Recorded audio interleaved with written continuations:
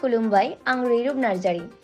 जनायनि सिगा mission Basundhara मुंनि मोनसे सावराय मेलाव जनाय समस्तिनि एमएलए भुवन बेगवा बाहागो लायो। धेमाजि जिल्ला जनाय महकुमानि सिगाव थानाय सिगा पन्चायत सन्तपुर आसाम सरकारनिफ्राय फोसावजानाय मिशन बसुन्धरा दै बिफान फरायसालिनि थासारि बायदि बायदि गोबां राङारि अनसुंथाइनि थाखाय मोनसे सावरायमेल खुंनाय जायो। बे मेलावनो जनाय समस्तिनि एमएलए भुवन बेगवा बाहागो लानानै रायजो राजाफोरनि सिगाङाव सरकारनि फैनाय खामानिफोरखौ नांगौ बायदि जादोंना जायाखै बेखौ नोजोर लाना फोरमायनो खावलायदों। लोगोसे धेमाजि हालामनि दैबानाजों लोमजानाय सुबुंफोरनो दैबानानि थासारिया बांसिन जाबावोब्ला दैबानाजों लोमजानाय सुबुंफोरनो थानो थाखाय रिलिफ केम्प बानायना होनो राहा खालामगोन होनना खौरांगिरिनि सिगाङाव बुंथियो। सरकारों जिखिनि आसनी आछे जल जीवन मिशन गाँवबूरत भालके होइसे नै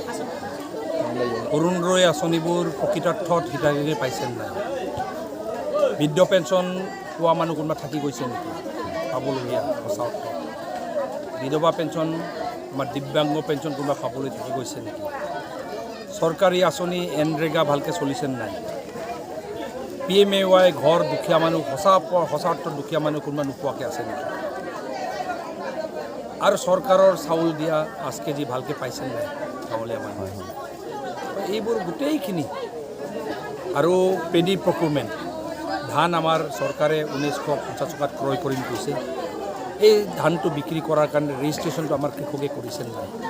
এই গোটেই বিষয়বোৰ গাঁও পৰ্যায়ত যেহেতু আমাৰ চৰকাৰ এতিয়া এবছৰ হৈছে গাঁও পৰ্যায়ত এই বিষয়বোৰ আগবাঢ়িছে নাই জনগণ জড়িত হৈছে নাই এই কথাবোৰ আমি পাতিবলৈ গাঁৱে গাঁৱে এনেকৈ মিটিং কৰিব দিছোঁ